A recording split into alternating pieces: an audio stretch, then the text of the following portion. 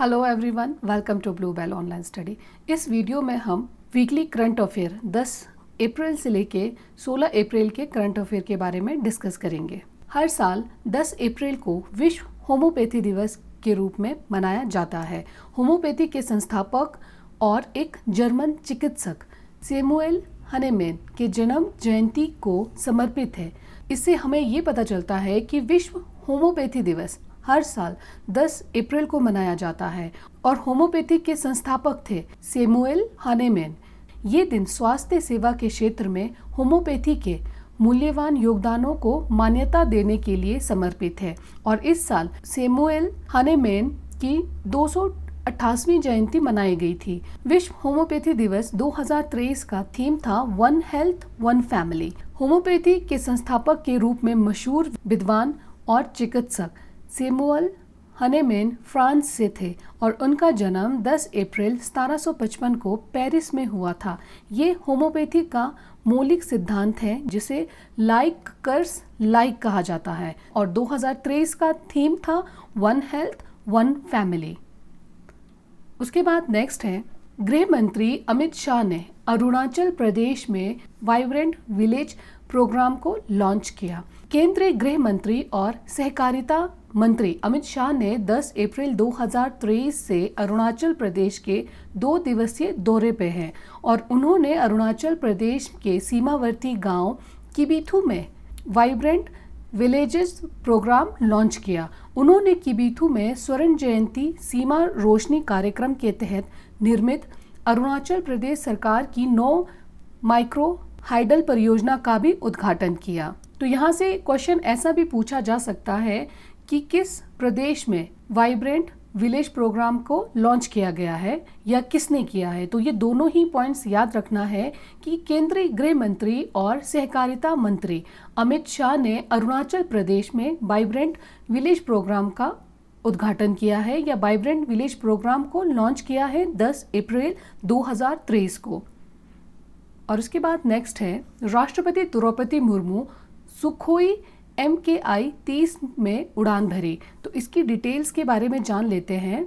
भारत के राष्ट्रपति द्रौपदी मुर्मू ने अप्रैल 2023 को आसाम के तेजपुर वायु सेना स्टेशन में सुखोई 30 MKI लड़ाकू विमान में एक ऐतिहासिक उड़ान भरी और राष्ट्रपति को भारतीय सशस्त्र बलों की सर्वोच्च कमांडर भी माना जाता है। और राष्ट्रपति द्रौपदी मुर्मू ने ब्रह्मपुत्र और तेजपुर घाटी को कवर करते हुए लगभग 30 मिनट तक उड़ान भरी और राष्ट्रपति द्रौपदी मुर्मू से पहले देश की पहली महिला राष्ट्रपति जिनका नाम है प्रतिभा पाटिल, इन्होंने भी 2009 में सुखोई में उड़ान भरी थी। तो ये पॉइंट भी इम्पोर्टेंट हो जाता है एग्जाम पर्पज से। विमान को 106 स्क्वाड्रन के कमांडिंग ऑफिसर ग्रुप कैप्टन नवीन कुमार ने उड़ाया था। तो पायलट का नाम भी याद रखना है। इसके अलावा विमान ने समुद्र तल से करीब 2 किलोमीटर की ऊंचाई पर और करीब 800 किलोमीटर प्रति घंटे की रफ्तार से उड़ान भरी।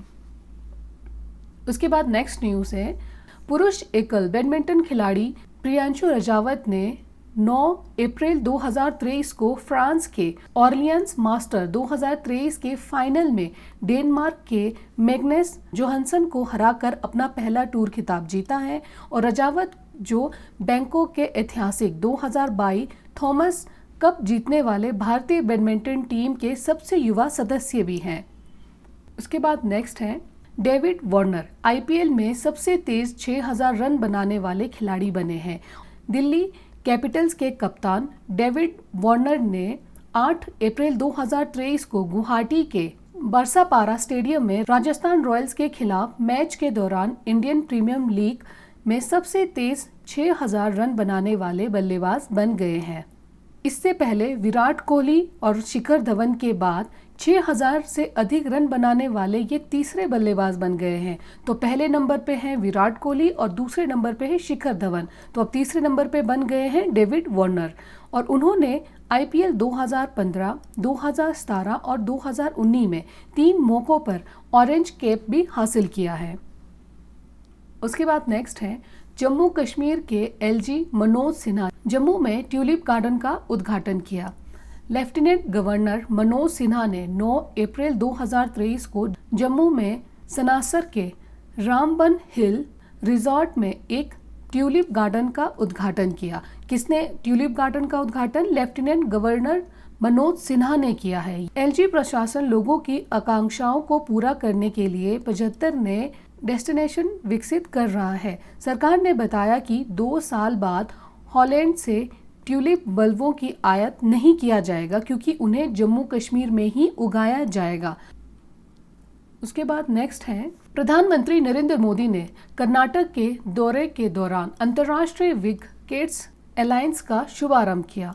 इंटरनेशनल बिग कैट्स अलायंस दुनिया में 7 महत्वपूर्ण बड़े बिल्ली जातियों के संरक्षण पर ध्यान केंद्रित करेगा। तो ये काम है बिग कैट्स गठबंधन का। इन जातियों में बाघ, शेर, तेंदुआ, हिम तेंदुआ, प्यूमा, जगुआर और चीता शामिल है। इस गठबंधन से दुनिया भर के देशों, संरक्षणकर्ताओं और विशेषज्ञों को 7 बड़े बिल्ली प्रजातियों के संरक्षण पर सहयोग करने के लिए एकत्रित करने की उम्मीद है। और इसके अलावा IBCA के माध्यम से भारत अन्य देशों के साथ जो इंडोनेशिया, ब्राजील और दक्षिण अफ्रीका जैसे महत्वपूर्ण बड़े बिल्ली जनसंख्या वाले होते हैं, उन देशों के साथ ज्ञान, विशेषज्ञता और सबसे अच्छी प्रथाओं को संरक्षण में साझा करने की आशा करता है।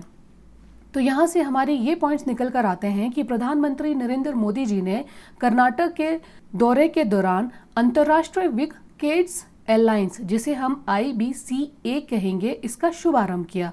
तो ये क्या काम करेगा? IBCA ये दुनिया के 7 महत्वपूर्ण बड़े बिल्ली जातियों को संरक्षण करेगा। जो 7 महत्वपूर्ण बड़े बिल्ली की जातियां हैं उनमें है बाघ, शेर, तेंदुआ, हिम तेंदुआ, प्यूमा, जगुआर और चीता।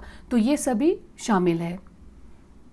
उसके बाद नेक्स्ट है, Kerala state inland navigation corporation ने सौर ऊर्जा से चलने वाली टूरिस्ट सूर्यांशु लॉन्च की है, जो 27 किलोवाट ऊर्जा उत्पादित कर सकती है और नाव के पास जनरेटर भी है, जो यात्रियों की लिफ्ट प्रणालियों और एयर कंडीशनर को चलाने में मदद करेगा। तो यहाँ से हमारा ये क्लियर हो जाता है कि KSINC ने सौर ऊर्जा से चलने वाला पर्यटक जहाज, जिसका नाम है सूर्यांशु, इसे लॉन्च किया है। और KSINC का फुल फॉर्म है Kerala state inland navigation corporation. उसके बाद नेक्स्ट है, महाराजागंज में बना विश्व का पहला एशियाई किंग गिद्ध संरक्षण केंद्र। अब इसके बारे में कंप्लीट डिस्कस कर लेते हैं।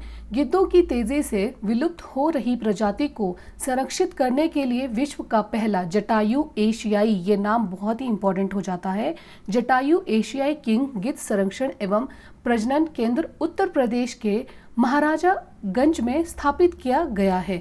तो जटायु एशियाई किंग गिद्ध संरक्षण प्रजनन केंद्र महाराजागंज में स्थापित किया जा रहा है और महाराजागंज उत्तर प्रदेश में स्थित है। जटायु संरक्षण केंद्र मुख्यतः गिद्धों के संरक्षण के लिए स्थापित किया गया है और जटायु संरक्षण एवं प्रजनन केंद्र महाराजागंज का कार्य समाप्त हो चुका है, मतलब इस पार्क का कंप्लीट काम हो चुका है और जल्द ही मुख्यमंत्री योगी आदित्यनाथ द्वारा इस संरक्षण एवं प्रजनन केंद्र का उद्घाटन भी किया जाएगा और इसका संरक्षण वन्य संरक्षण जीव अधिनियम 1972 के तहत किया जाता है। अब हम अधिनियम 1972 के बारे में जान लेते हैं। अधिनियम 1972 के अंतर्गत किसी भी व्यक्ति को वन क्षेत्र या केंद्र सरकार द्वारा चिन्हित किसी भी ऐसे क्षेत्र से किसी भी पौधे को जानबूझकर तोड़ना, नुकसान पहुंचाना, उखाड़ना, एकत्र करना, बेचना या स्थानांतरित करने से रोकता है। तो ये सभी पॉइंट्स अधिनियम 1972 के तहत आते हैं। उसके बाद नेक्स्ट है, हिमाचल प्रदेश अनाथों के कल्याण के लिए विधेयक पारित किया। हिमाचल प्रदेश विधानसभा ने एक विधेयक को मंजूरी दी जिसका उद्देश्य निराश्रित बच्चों और अनाथ बच्चों को आश्रय, शिक्षा और 4,000 रुपये मासिक भत्ता पॉकेट मनी के रूप में प्रदान करना है। विधेयक को हिमाचल प्रदेश सुखाश्रय विधेयक 2023 कहा जाता है। ये निराश्रित बच्चों और अनाथों को राज्य के बच्चे के रूप में परिभाषित करता है। उसके बाद नेक्स्ट है, भारत बायोटेक विश्व वैक्सीन कांग्रेस 2023 में पुरस्कार जीता।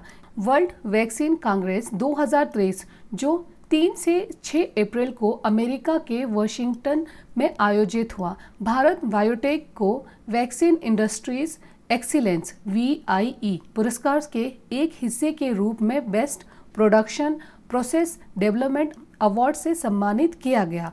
भारत बायोटेक का मुख्यालय है हैदराबाद में। VIE पुरस्कार के उम्मीदवारों में से एकमात्र भारतीय कंपनी थी। इस कंपनी को सबसे अच्छी क्लिनिकल ट्रायल कंपनी, सबसे अच्छा क्लिनिकल ट्रायल नेटवर्क और सबसे अच्छा केंद्रीय विशेषता प्रयोगशाला और सबसे अच्छा अनुबंध शोध संगठन और सबसे अच्छा उत्पादन प्रक्रिया विकास आदि।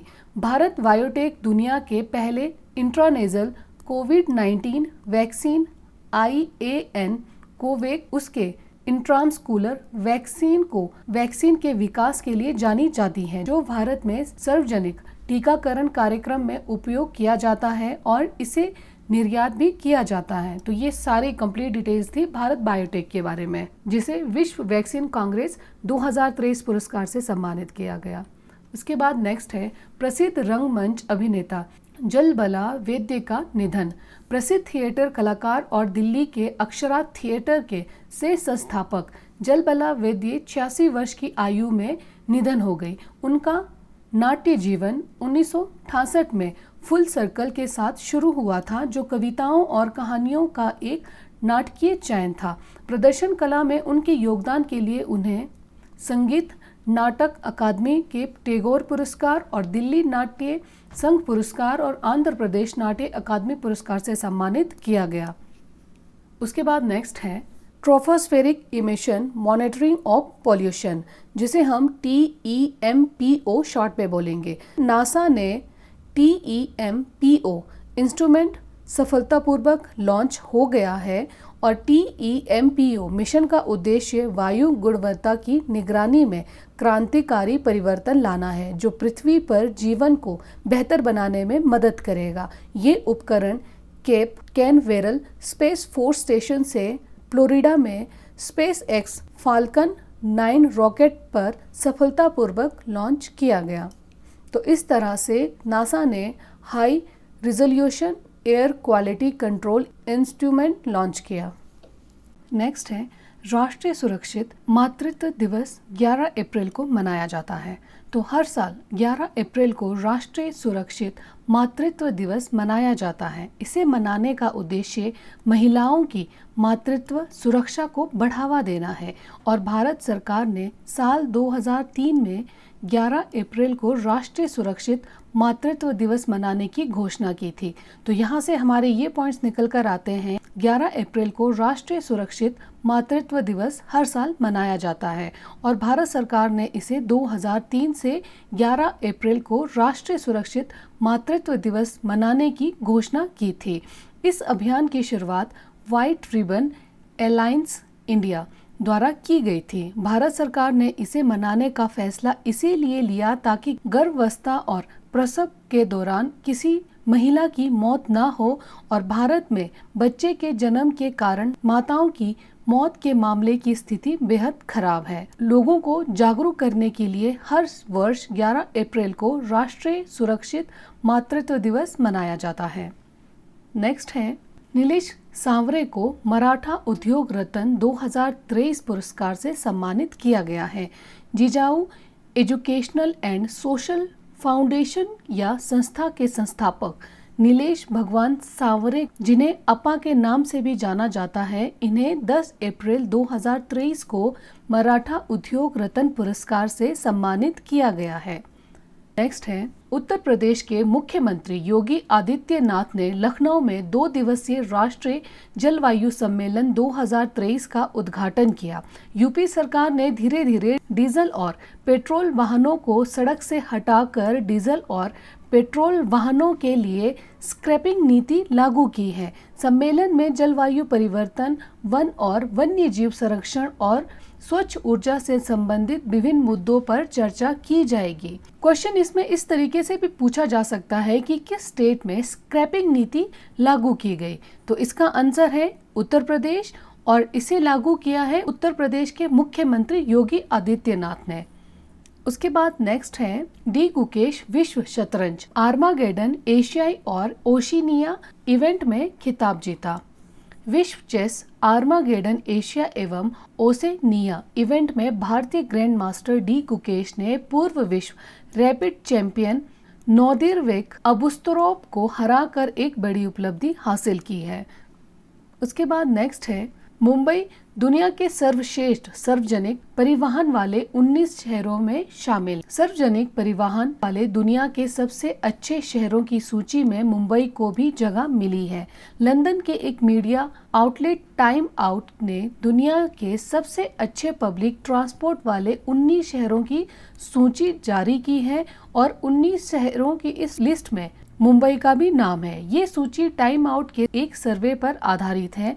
मुंबई इस सूची में शामिल होने वाला भारत का एकमात्र शहर है। 19 शहरों की इस सूची में जर्मनी के बर्लिन को पहले स्थान पर रखा गया है और दूसरे नंबर पर चेक गणराज्य की राजधानी प्राग को जगह मिली है तथा तीसरे स्थान पर जापान की राजधानी टोक्यो को शामिल किया गया है।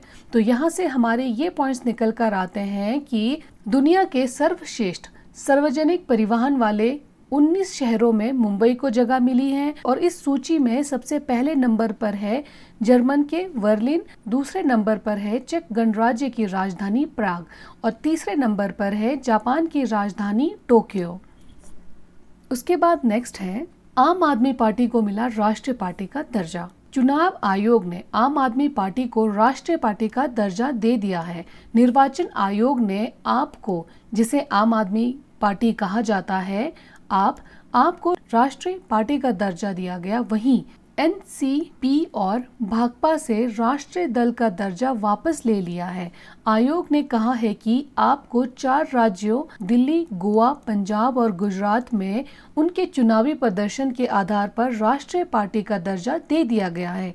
अरविंद केजरीवाल के नेतृत्व वाली पार्टी दिल्ली और पंजाब में सत्ता में है। उसके बाद नेक्स्ट है भारत की निशा दाहिया ने 11 अप्रैल 2023 को कजाकिस्तान के अस्ताना में एशियाई कुश्ती चैंपियनशिप में रजत पदक जीता। ये महिलाओं के 68 किलोग्राम वर्ग में उनके कैरियर का अब तक का सबसे बड़ा पदक है और प्रिया मलिक ने 76 किलोग्राम वर्ग में कांस्य पदक जीता।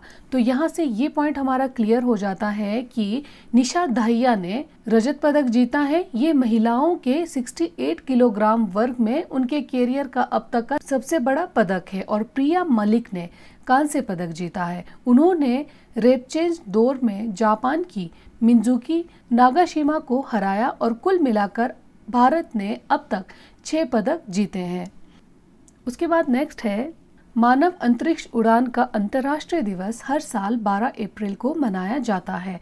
ये दिन 1961 में यूरी गगारिन के ऐतिहासिक अंतरिक्ष यात्रा की वर्षगांठ के रूप में मनाया जाता है। ये दिन हमें अंतरिक्ष में प्रौद्योगिकी के सहयोग, सहभागिता और साझा करने के महत्व को दर्शाता है, जिसने हमारी दुनिया को एक बेहतर जगह बनाने में बहुत योगदान दिया है। उसके बाद नेक्स्ट है केंद्रीय सड़क परिवहन और राजमार्ग मंत्री नितिन गडकरी ने अप्रैल 2023 में राजबन में पीरा कुनफर सुरंग का उद्घाटन किया। पीरा कुनफर सुरंग की 924 मीटर लंबी ट्यूब एक नशरी और रामबन के बीच 2.9 किलोमीटर भीड़-भाड़ वाले टेढ़े-मेढ़े और दुर्घटना संभावित क्षेत्रों का बाईपास करेगी। इन सुरंगों से जम्मू श्रीनगर के बीच की दूरी करीब 3.5 घंटे में पूरी हो सकेगी। तो इस तरह से केंद्रीय सड़क परिवहन और राजमार्ग मंत्री नितिन गडकरी जी ने अप्रैल 2023 में रामबन में पीरा कुनफर सुरंग का उद्घाटन किया। उसके बाद नेक्स्ट है केंद्रीय गृह मंत्री अमित शाह की योजना है कि 16 अप्रैल को समाज सेवक और सुधारक के रूप में प्रसिद्ध दत्तात्रेय नारायण धर्माधिकारी, जिन्हें अप्पा साहेब के नाम से भी जाना जाता है, इन्हें महाराष्ट्र भूषण पुरस्कार प्रदान किया जाएगा। पुरस्कार समारोह नवी मुंबई के खरघर क्षेत्र में कॉर्पोरेट पार्क में होगा। अप्पा साहेब धर्माधिकारी, जिन्हें पहले ही 2017 में पद्मश्री से सम्मानित किया गया था और 2022 में राष्ट्रीय भूषण पुरस्कार से सम्मानित किया जाने वाला है। और राष्ट्रीय भूषण पुरस्कार एक मेडल, एक स्मरण पुस्तिका और 25 लाख रुपए नगद राशि के साथ आता है। और एक इंटरेस्टिंग फैक्ट ये है कि अप्पा साहेब के पिता लेट डॉक्टर नारायण विष्णु धर्माधिकारी, जिन्हें नाना साहेब धर्माधिकारी के नाम से भी जाना जाता है, उन्हें भी 2008 में प्रशासक और सुधारक के रूप में उसी पुरस्कार से सम्मानित किया गया था। उसके बाद नेक्स्ट है मध्य प्रदेश की गोंड पेंटिंग को जीआई टैग मिला। मध्य प्रदेश की प्रसिद्ध गोंड पेंटिंग को 11 अप्रैल 2023 को प्रतिष्ठित जीआई टैग मिला है। राष्ट्रीय ग्रामीण आजीविका मिशन और राष्ट्रीय शहरी आजीविका मिशन ने पेंटिंग को सस्ते मॉडल में लाने का फैसला किया है। जीआई टैग ये सुनिश्चित करता है कि पंजीकृत अधिकृत उपयोगकर्ताओं के अलावा किसी अन्य को लोकप्रिय उत्पाद के नाम का उपयोग करने की अनुमति नहीं है। उसके बाद नेक्स्ट है हिमाचल प्रदेश की अर्थव्यवस्था मुख्य रूप से कृषि और पशुपालन पर निर्भर है। राज्य सरकार ने छोटे डेयरी किसानों और पशुपालकों की आजीविका के उत्थान के लिए संजीवनी नामक एक परियोजना शुरू की है। इस परियोजना का उद्देश्य टेलीमेडिसिन और प्रौद्योगिकी का उपयोग करते हुए किसानों को उनके घर पर सुविधाजनक और उच्च गुणवत्ता वाली पशुधन देखभाल सेवाएं प्रदान करके उनके जीवन को बेहतर बनाना है। तो संजीवनी परियोजना शुरू की गई है हिमाचल प्रदेश सरकार के द्वारा। उसके बाद नेक्स्ट है गरुड़ एरोस्पेस अपने कृषि ड्रोन के लिए एग्री ड्रोन सब्सिडी प्राप्त करने वाली पहली ड्रोन कंपनी बन गई है। ये सब्सिडी कृषि ड्रोन के उपयोग को बढ़ावा देने के भारत सरकार के प्रयासों का एक हिस्सा है। कृषि ड्रोन सब्सिडी के तहत 8 किसानों को किसान ड्रोन दिए गए और सरकार कृषि क्षेत्र में ड्रोन प्रौद्योगिकी के उपयोग को बढ़ावा देने के लिए सब्सिडी भी प्रदान कर रही है। उसके बाद नेक्स्ट है महिंद्रा एंड महिंद्रा के मानद चेयरमैन व फोर्ब्स के अरबपतियों की सूची में शामिल सबसे उम्रदराज भारतीय अरबपति केशव महिंद्रा का 12 अप्रैल 2023 को निधन हो गया है। महिंद्रा ग्रुप के पूर्व चेयरमैन केशव महिंद्रा का 99 साल की उम्र में निधन हो गया है। वे 48 वर्षों तक महिंद्रा एंड महिंद्रा ग्रुप के चेयरमैन थे और अभी इस पद पर उनके भतीजे आनंद महिंद्रा हैं। केशव महिंद्रा पेंसिल्वेनिया विश्वविद्यालय से स्नातक करने के बाद 1947 में ही महिंद्रा ग्रुप से जुड़ गए थे। इसके बाद साल 1963 में वे इस समूह के चेयरमैन बने। ये सारी डिटेल्स थी केशव महिंद्रा के बारे में, जिनका निधन हो गया है 12 अप्रैल 2023 को। उसके बाद नेक्स्ट है नेपाल और भारत दोनों देशों के बीच बॉर्डर क्रॉस ई वॉलेट के माध्यम से डिजिटल पेमेंट की अनुमति देने के लिए एक समझौते की तैयारी कर रहे हैं, जो मुद्रा विनिमय समस्याओं को दूर करके दोनों देशों के बीच व्यापार और पर्यटन को बढ़ावा देगा। इस समझौते के तहत नेपाल के प्रधानमंत्री पुष्प कमल दाहाल के भारत दौरे के दौरान हस्ताक्षर होने की उम्मीद है। इससे भारतीय पर्यटकों को नेपाल में भारतीय ई वॉलेट्स जैसे भारत पे, फोन पे, गूगल पे और पेटीएम के माध्यम से डिजिटल भुगतान करने की अनुमति मिलेगी, जिससे दोनों देशों ने समझौते से सहमति जताई है। उसके बाद नेक्स्ट न्यूज़ है धोनी को सीएसके के कप्तान के रूप में उनके 200 आईपीएल मैच में सम्मानित किया गया। एमएस धोनी को 12 अप्रैल 2023 को इंडियन प्रीमियर लीग में चेन्नई सुपर किंग्स के कप्तान के रूप में 200 मैच पूरे करने के लिए सम्मानित किया गया। उन्हें पूर्व बीसीसीआई के अध्यक्ष एन श्रीनिवासन से एक विशेष स्मृति चिन्ह मिला है। उन्होंने 2008 से 2021 के बीच लगातार 11 सीजन के लिए फ्रेंचाइजी का नेतृत्व किया और फिर जडेजा को कप्तानी सौंप दी, लेकिन कुछ समय बाद वो फिर से कप्तान बन गए। उसके बाद नेक्स्ट है जलियांवाला बाग हत्याकांड 13 अप्रैल। जलियांवाला बाग हत्याकांड हर साल 13 अप्रैल को मनाया जाता है। रॉलेट एक्ट और स्वतंत्रता समर्थक कार्यकर्ताओं सैफुद्दीन किचलू और सत्यपाल की गिरफ्तारी के विरोध में पंजाब के अमृतसर में जलियांवाला बाग में एक बड़ी शांतिपूर्ण भीड़ जमा हुई और 13 अप्रैल 1919 को जनरल डायर की कमान में ब्रिटिश सैनिकों ने अमृतसर में निहत्थे भारतीयों की भीड़ पर गोली चलाई। उसके बाद नेक्स्ट है शाकिब अल हसन मार्च 2023 के लिए जीता ICC player of the month award. Bangladesh के ऑलराउंडर खिलाड़ी शाकिब अल हसन और रबाडा की महिला क्रिकेटर हेनरिएट इशावे ने मार्च 2023 के लिए आईसीसी पुरुष और महिला player of the month award जीता। शाकिब अल हसन 2 बार पुरस्कार जीतने वाले पहले बांग्लादेशी खिलाड़ी बने और मार्च में खेले गए 12 मैचों में शाकिब ने 353 रन बनाए और 15 विकेट लिए। उन्होंने जुलाई 2021 में अपना पहला player of the month award जीता है। उसके बाद नेक्स्ट है MRF, दुनिया का दूसरा सबसे मजबूत टायर ब्रांड बनकर उभरा। यूके स्थित प्रमुख brand valuation consultancy brand finance की नवीनतम रिपोर्ट के अनुसार MRF लिमिटेड दुनिया में दूसरे सबसे मजबूत टायर ब्रांड के रूप में उभरा है। MRF ने लगभग सभी मापदंडों में उच्च स्कोर किया और इसे दुनिया में दूसरे सबसे तेजी से बढ़ते टायर ब्रांड के रूप में भी जाना जाता है। इसने ब्रांड की ताकत में 100 में से 83.2 स्कोर किया है और इसे AAA ब्रांड रेटिंग दी गई है। तो क्वेश्चन इसमें ऐसा भी पूछा जा सकता है कि AAA ब्रांड रेटिंग किस कंपनी को दी गई है, तो इसका आंसर है MRF। उसके बाद नेक्स्ट है यूपी के सुहेलवा अभयारण्य में बाघों का पहला फोटोग्राफिक प्रमाण दर्ज। बाघ जनगणना रिपोर्ट के अनुसार सुहेलवा वन्यजीव अभयारण्य को एक नया क्षेत्र घोषित किया गया है जहां बाघों के फोटोग्राफिक सबूत पहली बार पाए गए हैं। इस अभयारण्य की स्थापना 1988 में की गई थी और उत्तर प्रदेश के श्रावस्ती, बालरामपुर और गोंडा जिलों में स्थित है। इसका क्षेत्रफल 452 वर्ग किलोमीटर है और भारत और नेपाल की ये सीमा पर स्थित है।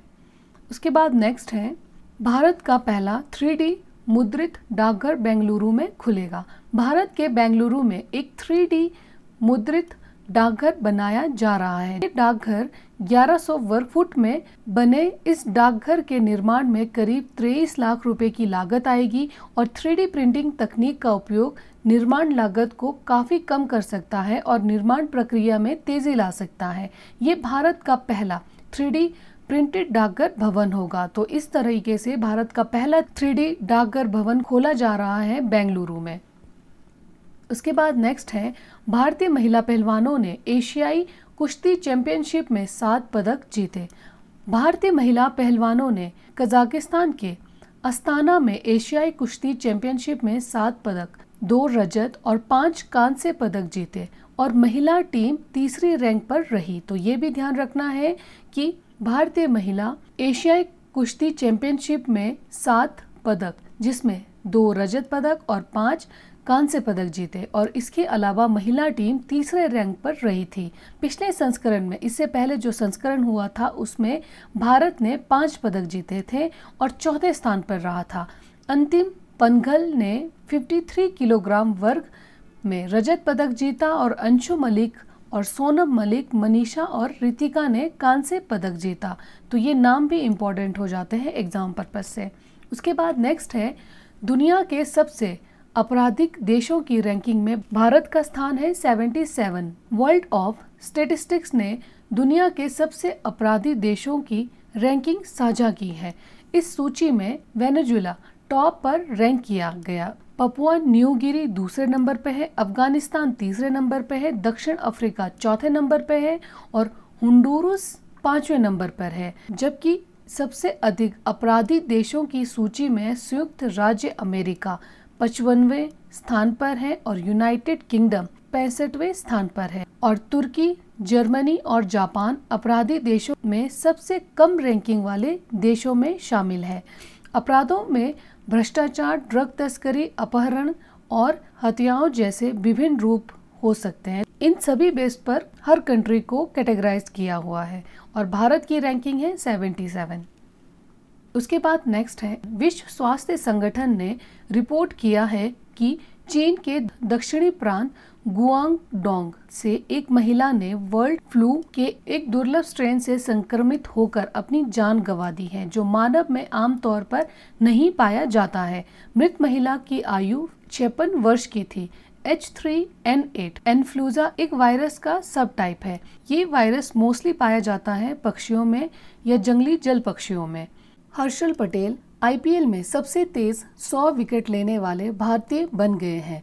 आईपीएल में रॉयल चैलेंजर्स बेंगलोर के लिए खेलने वाले तेज गेंदबाज हर्षल पटेल आईपीएल में सबसे तेज 100 विकेट लेने वाले भारतीय बन गए हैं। हर्षल पटेल ने लखनऊ सुपर जॉयंट्स के मार्क वुड का विकेट लेते हुए ही ये उपलब्धि हासिल की है। हर्षल ने अपने 100 विकेट आईपीएल की 79 पारी में पूरे किए। इससे पहले ये रिकॉर्ड भुवनेश्वर कुमार के नाम था, जिन्होंने 81वीं पारी में अपने 100 विकेट पूरे किए थे।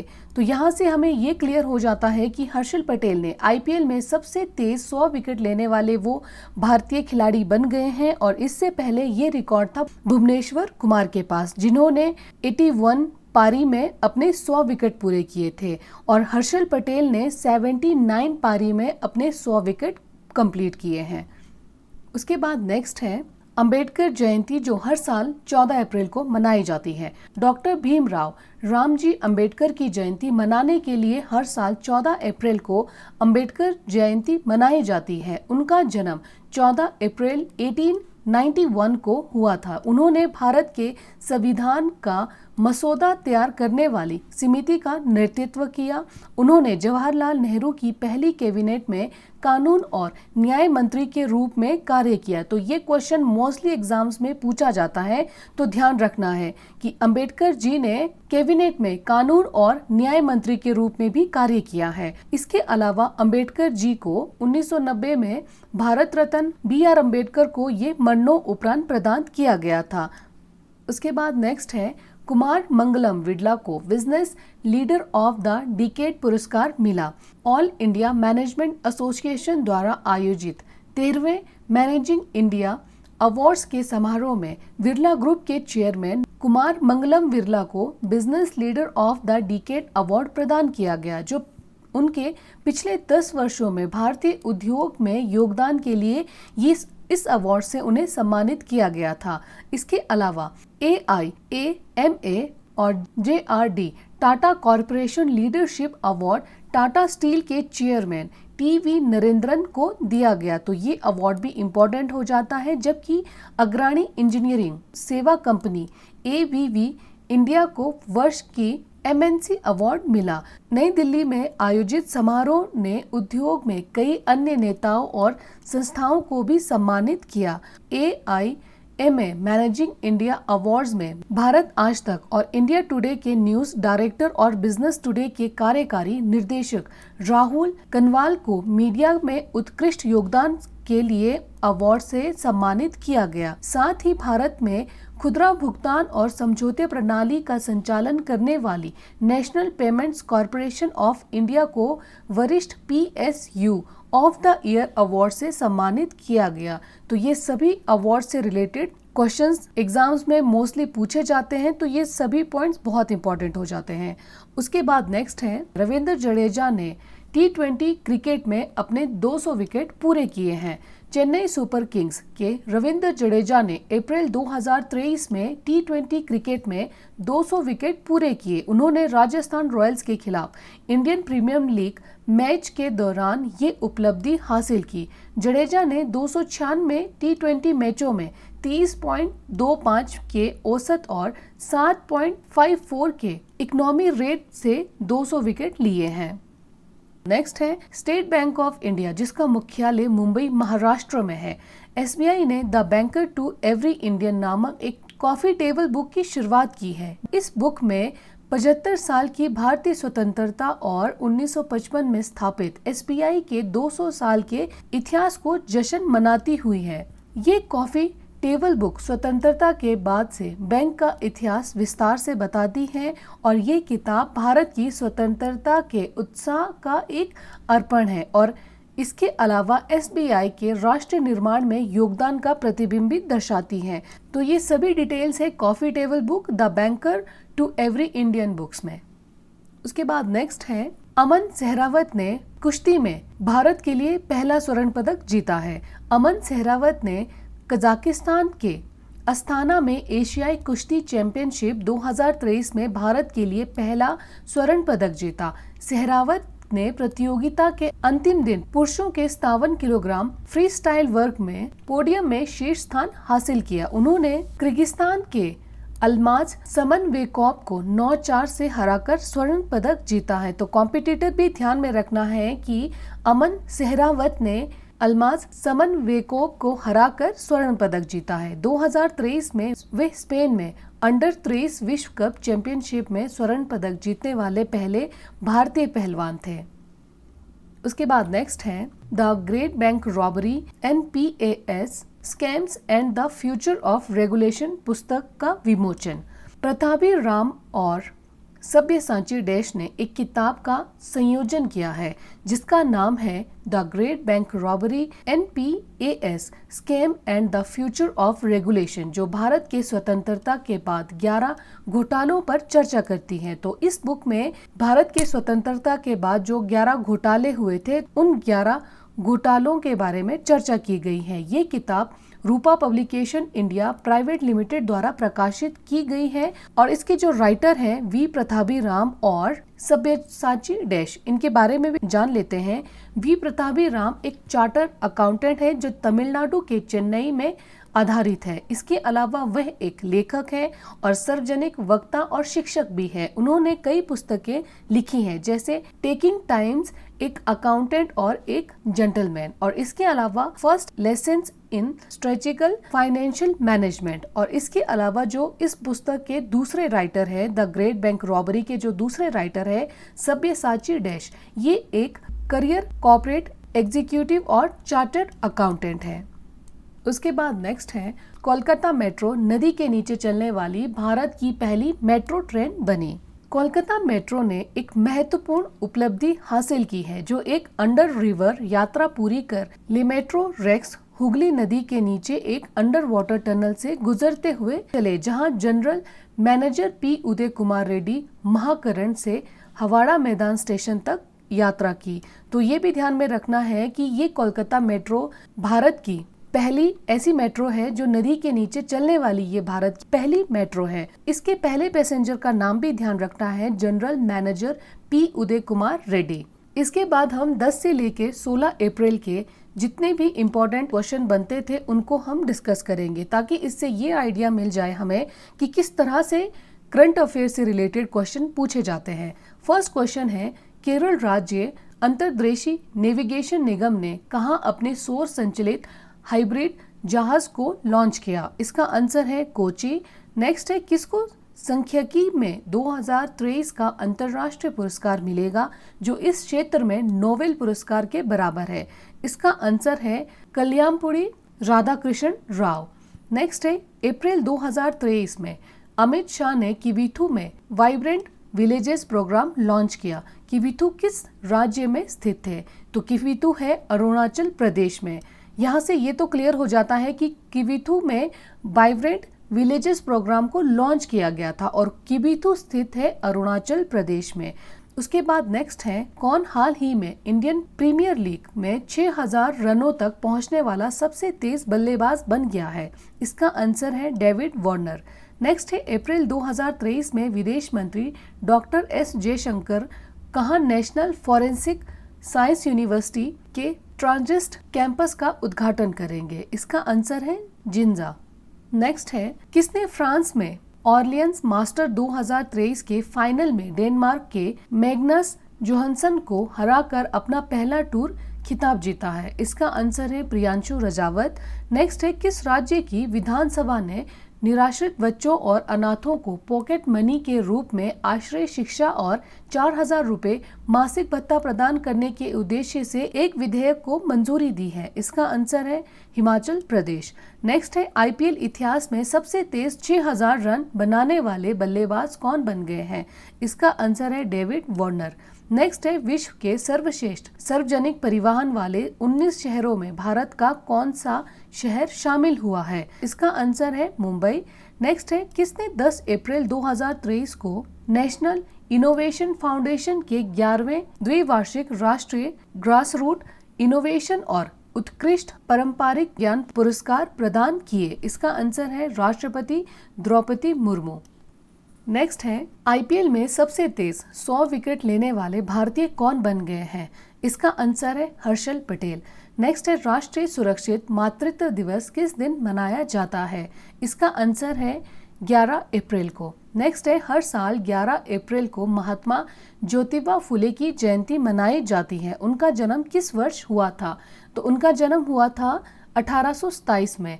तो यहाँ से दो क्वेश्चंस हमारे क्लियर हो जाते हैं कि 11 अप्रैल को एक तो राष्ट्रीय सुरक्षित मातृत्व दिवस मनाया जाता है और इसके अलावा 11 अप्रैल को महात्मा ज्योतिबा फुले की जयंती के रूप में भी 11 अप्रैल को सेलिब्रेट किया जाता है। और महात्मा ज्योतिबा फुले का जन्म हुआ था 1827 ईस्वी में।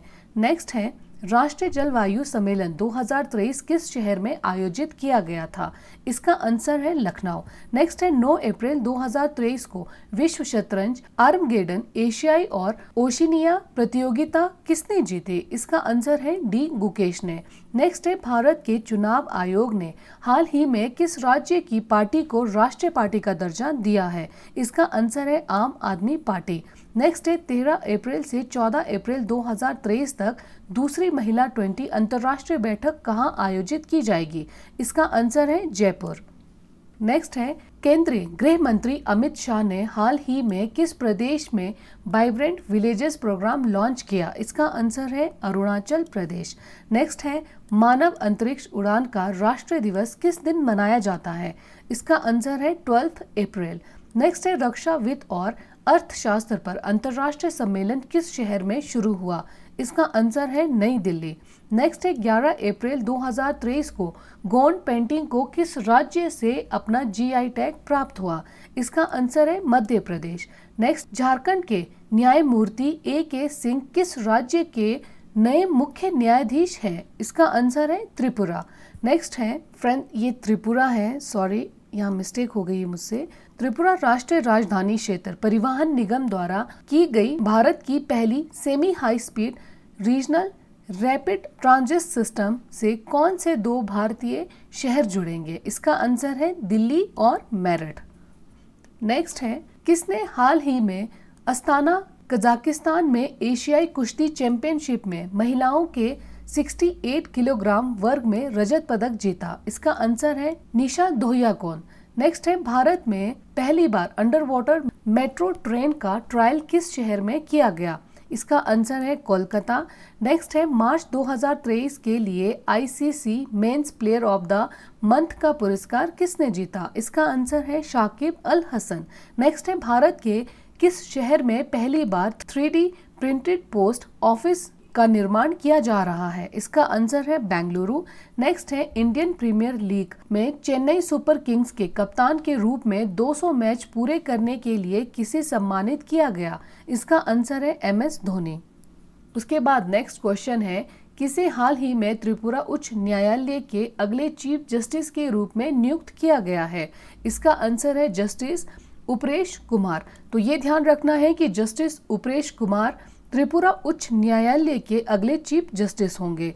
उसके बाद नेक्स्ट है, ADR की रिपोर्ट के अनुसार देश में सबसे अधिक संपत्ति वाले मुख्यमंत्री कौन है? इसका आंसर है जगन मोहन रेड्डी। नेक्स्ट क्वेश्चन है, किस कंपनी को हाल ही में मणिरत्न कैटेगरी 1 का दर्जा दिया गया? इसका आंसर है solar energy corporation of India को। नेक्स्ट क्वेश्चन है, भारत ने महिला एशियाई कुश्ती चैंपियनशिप में कितने पदक जीते हैं? इसका आंसर है 7 पदक। नेक्स्ट क्वेश्चन है, विश्व में सबसे आपराधिक देशों की 2023 रैंकिंग में भारत का स्थान कहां है? इसका आंसर है 77 स्थान पर है भारत। नेक्स्ट है, ADR की रिपोर्ट के अनुसार देश में सबसे अधिक संपत्ति वाले मुख्यमंत्री कौन है? इसका आंसर है जगन मोहन रेड्डी। ये क्वेश्चन 2 बार रिपीट हो गया है, एक बार यहाँ और एक बार यहाँ। नेक्स्ट क्वेश्चन है, कौन 14 अप्रैल 2023 को नई दिल्ली में पशु महामारी तैयारी पहल के साथ साथ विश्व बैंक द्वारा वित्त पोषित animal health system sports for one health परियोजना का शुभारंभ करेंगे? इसका आंसर है पुरुषोत्तम रूपाला। नेक्स्ट है, TCS का नया CEO कौन होगा? इसका आंसर है के कृतिवासन। नेक्स्ट है भारत में पहली बार अंडर वाटर मेट्रो ट्रेन का ट्रायल किस शहर में किया गया? इसका आंसर है कोलकाता। नेक्स्ट है मार्च 2023 के लिए ICC men's player of the month पुरस्कार किसने जीता? इसका आंसर है शाकिब अल हसन। नेक्स्ट है भारत के किस शहर में पहली बार 3D प्रिंटेड पोस्ट ऑफिस का निर्माण किया जा रहा है? इसका आंसर है बेंगलुरु। नेक्स्ट है इंडियन प्रीमियर लीग में चेन्नई सुपर किंग्स के कप्तान के रूप में 200 मैच पूरे करने के लिए किसे सम्मानित किया गया? इसका आंसर है MS धोनी। इस वीडियो में हमने 10 से लेके 16 अप्रैल 2023 के जितने भी इम्पोर्टेंट न्यूज़ बनते थे उनके सभी पॉइंट्स को डिस्कस किया है। उसके बाद हमने कुछ इम्पोर्टेंट क्वेश्चंस को भी डिस्कस किया है। अगर आपको मेरा ये एफर्ट पसंद आया हो तो वीडियो को प्लीज़ फ्रेंड्स लाइक किया कीजिए। आपके एक लाइक से हमें मोटिवेशन मिलती है इस तरह के कंटेंट बनाने के लिए, क्योंकि बहुत टाइम लगता है ये कंटेंट तैयार करने के लिए। वीडियो देखने के लिए थैंक यू सो मच। जय हिंद, जय भारत।